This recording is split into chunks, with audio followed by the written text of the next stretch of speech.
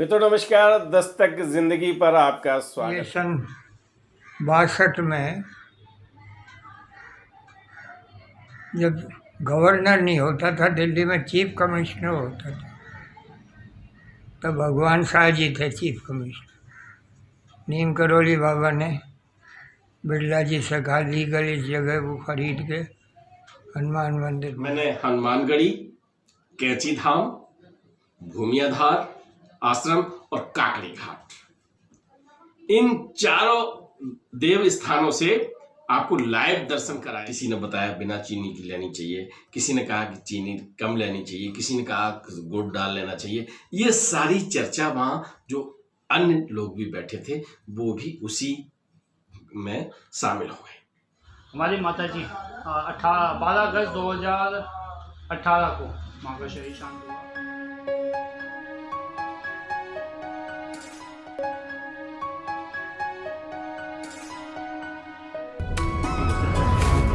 मित्रों नमस्कार। दस्तक जिंदगी पर आपका स्वागत है। दस्तक जिंदगी से पहले आप दस्तक मीडिया पर महाराज जी की कथाएं सुनते हैं, साक्षात्कार देखते हैं, महाराज जी के भक्त से मुलाकात होती है, उनसे हम आपसे मिलवाते हैं। एक सुझाव बहुत दिनों से आ रहा, बहुत भक्तों का आ रहा है, महाराज जी के भक्तों का आ रहा है। महाराज जी के भक्तों की इच्छा है कि जिनका हम साक्षात्कार लेते हैं, इंटरव्यू लेते हैं, तो बीच बीच में कट जाते हैं, हम एपिसोड में देते हैं। वो चाहते हैं कि एक साथ बात हो और जो बात हुई है हम एक बार सुन सकें। तो मित्रों, दस्तक जिंदगी पर हम आपको ये अनुपम भेंट देने जा रहे हैं इस नए वर्ष 2024 में कि महाराज जी के भक्तों का एक साथ साक्षात्कार आपको हम देंगे। जो इंटरव्यू लेंगे उनको भी एक साथ हम देंगे और आप एक साथ सुन सकेंगे और बिना किसी, जैसे जब बात करते ना तो जब बीच में बात कट जाती है, दूसरे एपिसोड का इंतजार करना पड़ता है, तो ऐसा लगता है कि एक बहुत मन चाहे एपिसोड में ब्रेक हो गया हो। तो बिना एड ब्रेक के, ठीक है ना, तो हम आपके पास भेज रहे हैं महाराज जी के साक्षात्कार की एक श्रृंखला जिसमें आप फुल एपिसोड देखेंगे, ठीक है ना। आइए सबसे पहले करते हैं शुरुआत और महाराज जी के अनन्य भक्त सानिध्य पाए नारायण स्वामी जी, जिनका चित्र आप देख रहे हैं ना, जिन्हें रामायण कंठस्थ थी, आइए उन्हें सबसे पहले सुनते हैं। तो लीजिए दस्तक जिंदगी की पहली भेंट। इस अंक में मैं नारायण स्वामी से मिलवा रहा हूं आपको। नारायण स्वामी जी से जब मैं मिला तो जिस दिन, एक तो तब मिला था जब मैं माँ वैष्णो देवी के दर्शन करने जा रहा था, उस समय केवल दर्शन हुए थे, और जब उनसे आशीर्वाद आपके लिए मांगा मैंने तो वो आशीर्वाद आपको दिलवाया। उसी दिन उनसे बातचीत हुई और बातचीत के दौरान जो उनके विचार, उनकी बातें मैं लगातार रिकॉर्ड करता रहा।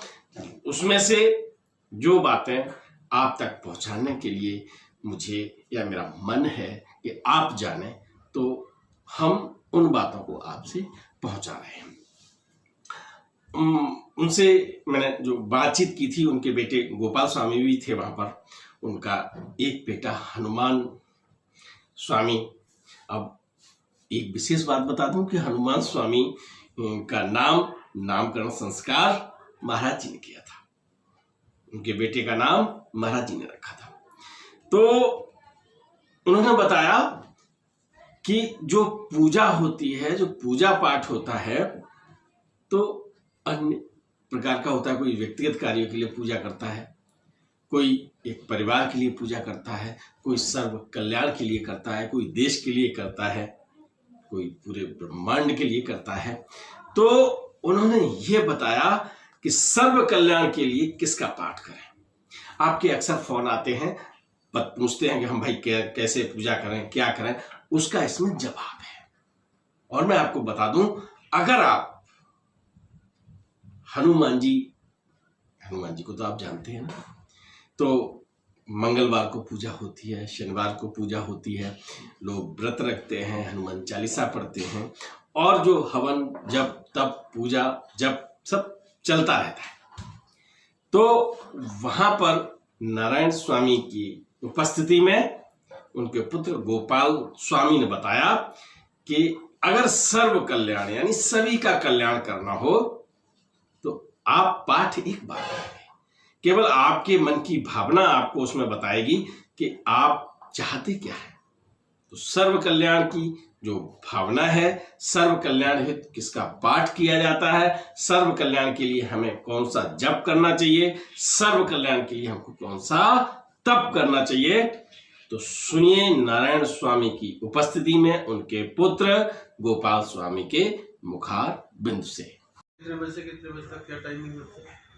सुबह 10:30 से 12 सर्व कल्याण हेतु श्री हनुमान चालीसा का पाठ हर रविवार को निश्चित है। ठीक है। सुबह श्री हनुमान बिरला मंदिर बाबा नीमपुरी आश्रम कश्मीरी गेट जो बेला रोड पे ये स्थित है। सुबह 10:30 से 12 सभी के कल्याण के लिए हनुमान चालीसा, उसके बाद में आरती और भंडारा।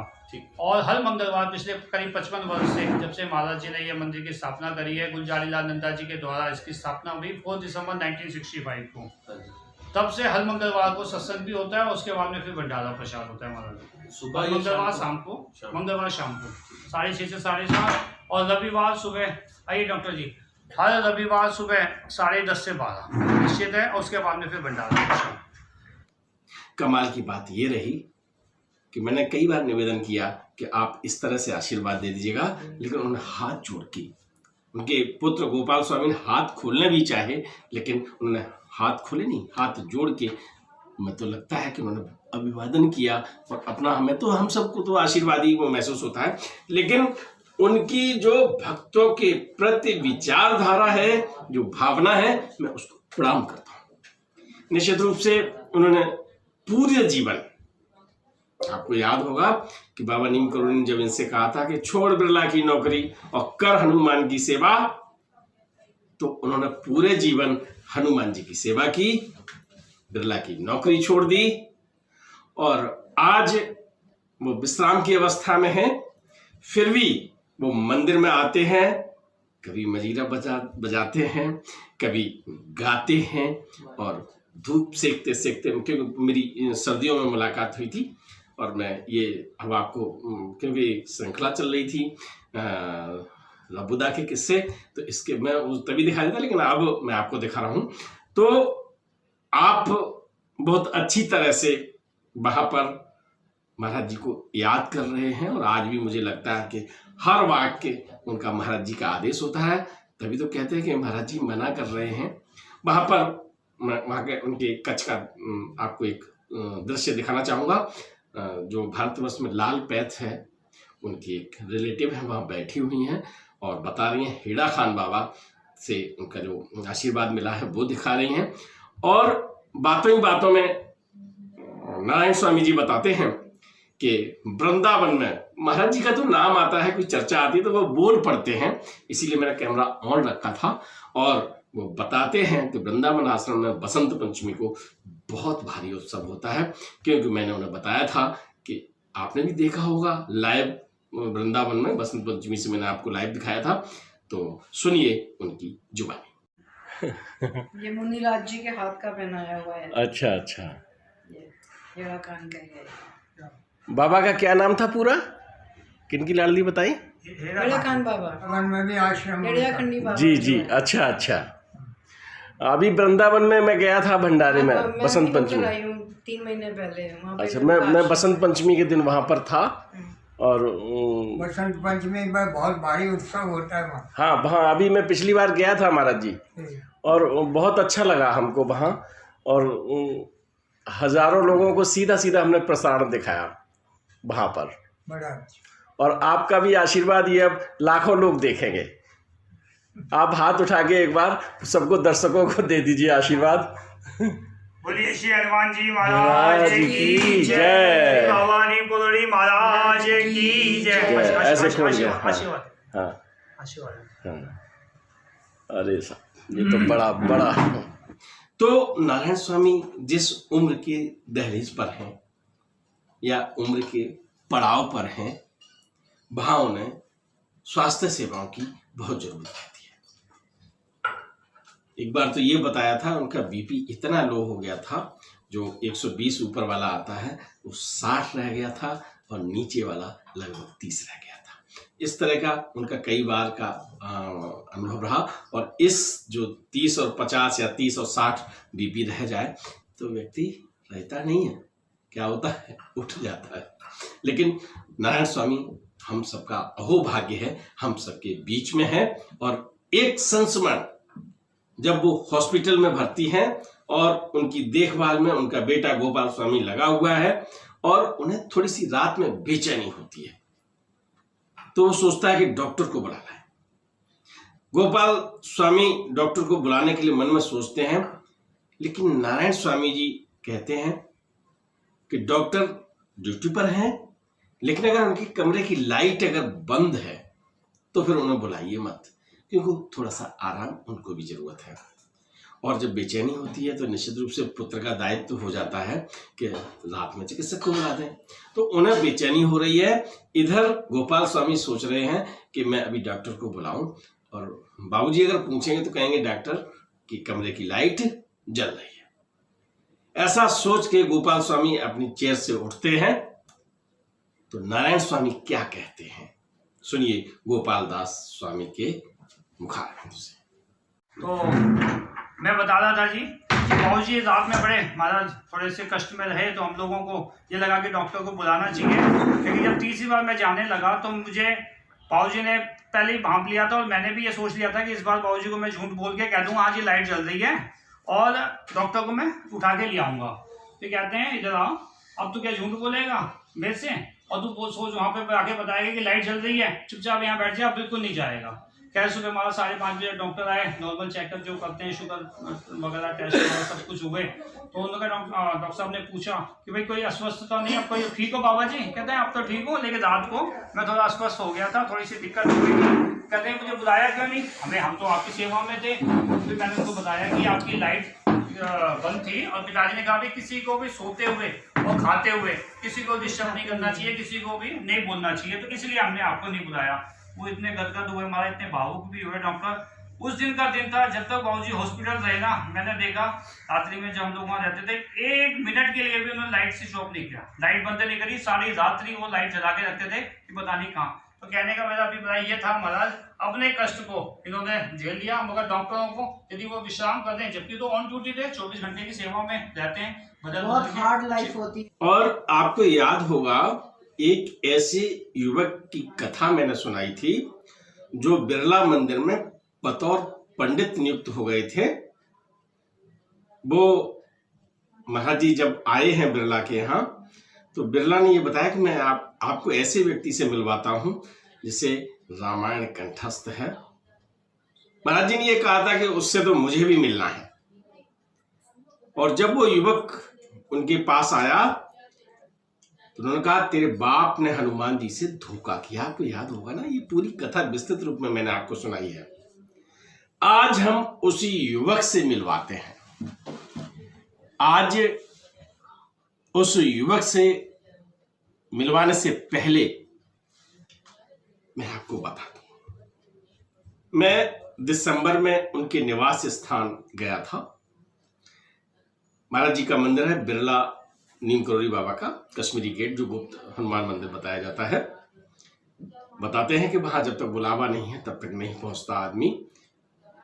और सच में बहुत इच्छा लेके गया कि भाई नारायण स्वामी जी से मेरी बात होगी और वो मुझे आशीर्वाद देंगे। रात्रि बेला हो गई, स्वास्थ्य उनका खराब था और सर्दी विकट थी।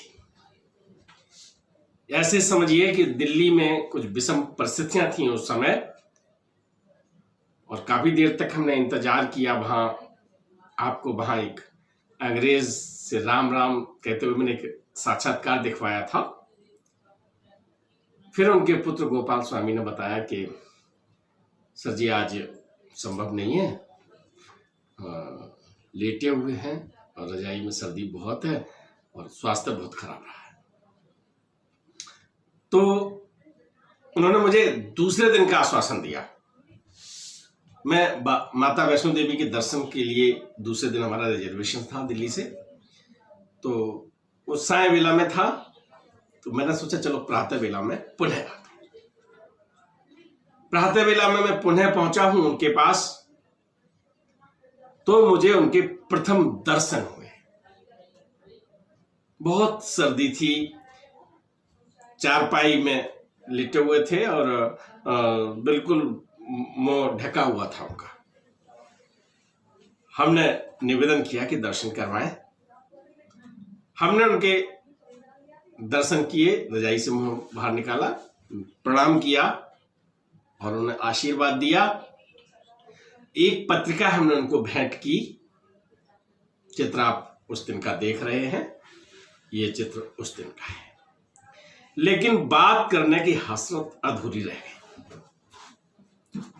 अब चला आया, लेकिन मन में एक संतोष था कि दर्शन हो गए, लेकिन दूसरी तरफ एक मन में जुआर सा उठता था कि मुझसे अगर 2 मिनट बात कर लेते तो बहुत अच्छा लगता।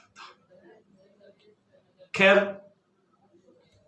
दर्शन ही मात्र उनके मुझे उस दिन नसीब हुए और मैं माता के दर्शन करने चला गया।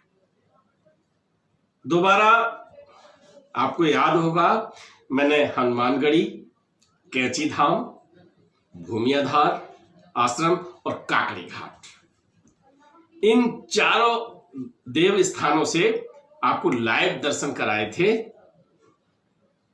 और जिसमें डॉक्टर सतीश चंद्र अग्रवाल, पूर्व आयुक्त आयकर, उनका विशेष सहयोग रहा था, और एस के सिंह एक व्यवसायी हैं, उन्होंने भी बहुत सहयोग किया था। दोनों को मैं यहाँ हार्दिक धन्यवाद देता हूं।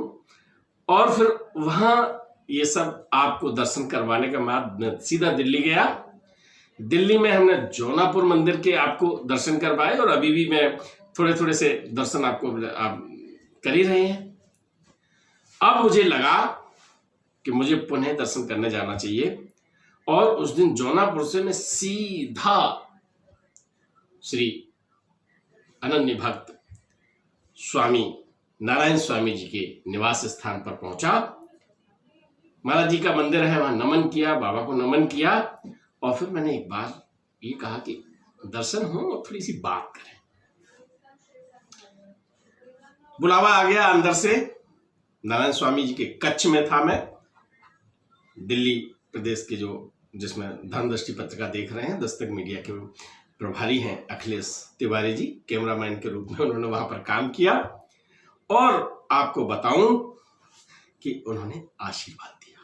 मैं चाहता था कि 2 शब्द बोले वो। फिर उन्होंने मंदिर के बारे में जो कुछ बताया, और बताते बताते फिर महाराज जी ने ये कहा कि अब महाराज जी मना कर रहे हैं।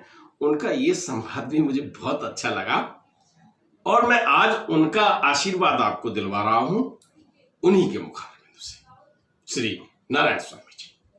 थोड़ा सा भी हमारे विनोद शुक्ला जी दस्तक मीडिया से वो आशीर्वाद में आशीर्वचन देने होंगे।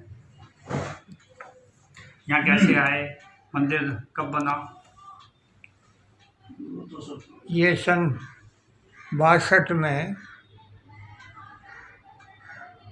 जब गवर्नर नहीं होता था दिल्ली में, चीफ कमिश्नर होता था, तब भगवान शाह जी थे चीफ कमिश्नर। नीम करोली बाबा ने बिरला जी से कहा लीगल इस जगह को खरीद के हनुमान मंदिर बनाओ।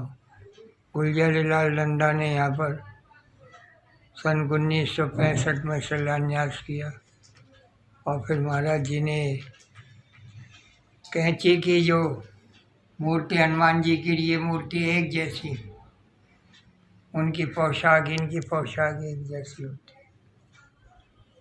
और सिद्धि माँ भी यहाँ आती रहती थी, और हमारे जो बाबा हैं वो तो सभी के हृदय के सम्राट, हृदय के सम्राट हैं।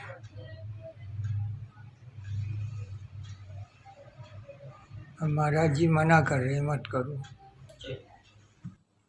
जिन महाराज जी की अन्य भक्तों से मिलना हो रहा है, कैमरे के सामने जो आ गए हैं, और ऐसे भक्त जिनके बारे में कई कथाएं मैं सुना चुका हूं और उनके दर्शन मिलते हैं। आप ठीक समझ रहे हैं, आज मैं बात करना चाहता हूं नारायण स्वामी जी के बारे में। नारायण स्वामी जी के यहाँ मैं गया, उनके कक्ष में बैठने का, काफी देर बैठने का मुझे सौभाग्य प्राप्त हुआ। उनके बहुत सारे भक्त वहां पर आए, वो भी अपनी राय देते हैं।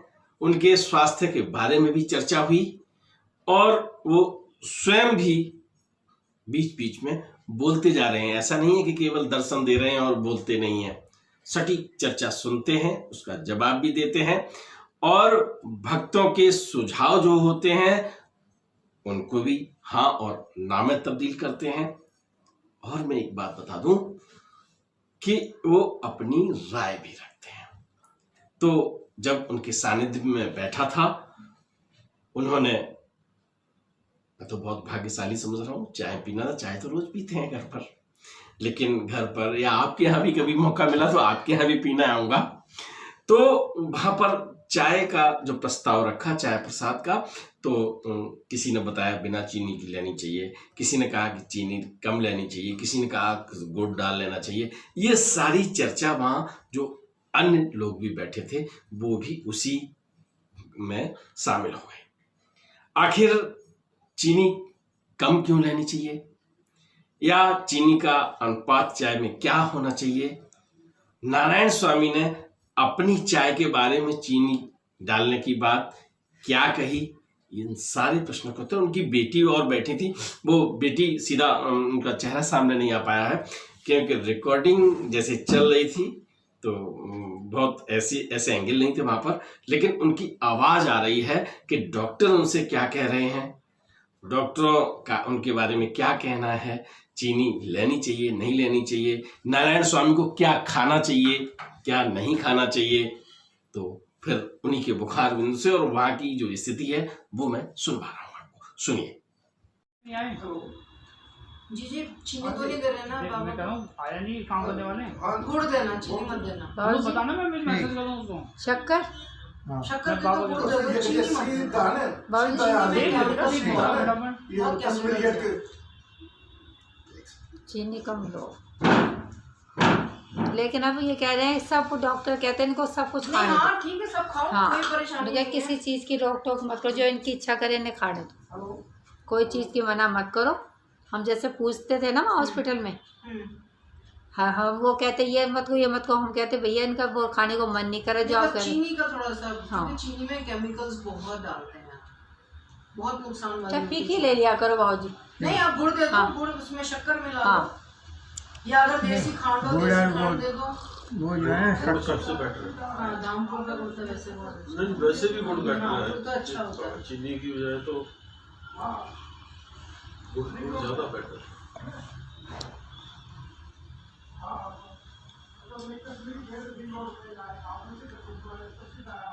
मैं बात बीच में काट के आपको एक बताऊं, हमारी माता जी 12 अगस्त 2018 को माँ का शरीर शांत हुआ।